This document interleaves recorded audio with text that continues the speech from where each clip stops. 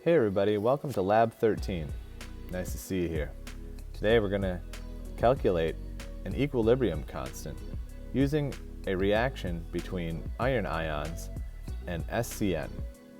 I've got all my equipment here, including a colorimeter, a cuvette, a couple of different solutions, a couple of different graduated cylinders. My first step here is to start creating my solutions. I'm going to first measure out 5 milliliters of the iron nitrate solution and put it into each one of my 4 test tubes. Here's a look at the recipe for each one of my test tubes. As you can see, I'm going to put 5 milliliters of the iron nitrate into each one of my 4 test tubes. But as you can see in test tube number 1, I'm only going to put 2 milliliters of the potassium thiocyanate and 3 milliliters of water. In test tube 2, I'm going to put 3 milliliters of the KSCN and only 2 milliliters of water. And finally in test tube 3, I'm going to put 4 milliliters and 1 milliliter of water. And in the 4th test tube, all 5 milliliters of KSCN with no water, so that the final volume in each one of my test tubes is 10 milliliters. I'm going to speed this next part up because, as you'd probably expect, it took a bit of time. I put the 5 milliliters of the FeNO3 into each one of the test tubes. It's important in this step that you not cross-contaminate, and so I use 2 different graduated cylinders, as you can see, one for the iron compound and one for the thiocyanate compound. So I'm measuring out my thiocyanate and placing the amounts into each one of the test tubes. I want to make sure that I get the exact amount so that I eliminate as much error as possible when it comes to measuring. Now I'm going to add the last little bit into the last test tube, and now I have 4 test tubes.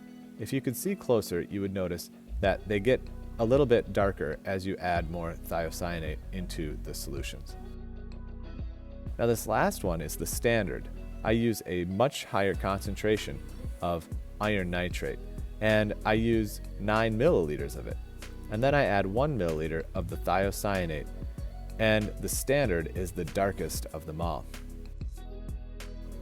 Now it's time to start doing my colorimetry. And if you remember from a previous experiment, you need to make sure that you first zero out your colorimeter with some distilled water, which is what I'm doing right now. The colorimeter is attached to my iPad, and the absorbance values will be read out on the screen, and then I'm going to record those in the data table.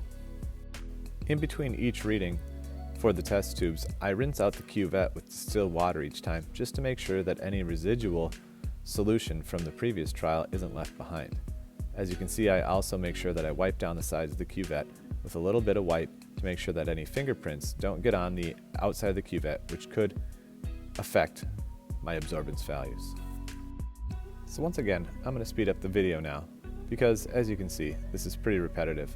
I start with the first test tube, move on to the second, move on to the third, move on to the fourth, and then finally I take a final absorbance reading of my standard solution, and I make sure that I jot down each one of those absorbance values into my data table, and then I'm going to use that data in order to perform my calculations and see if I can calculate the equilibrium constant for this experiment.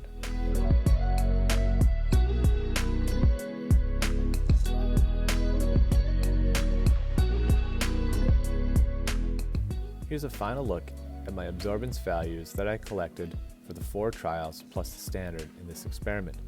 As you can see, the absorbance values get a little bit higher with each test tube, the highest being the standard. And you'd expect that because the standard was the darkest colored red solution of the 5.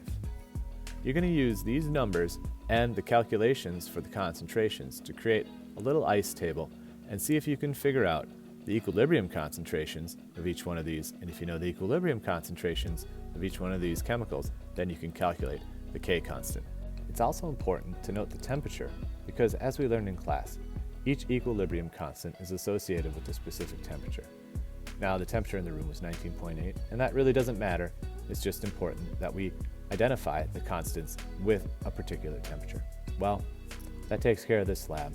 I hope you enjoyed it. Thanks for watching.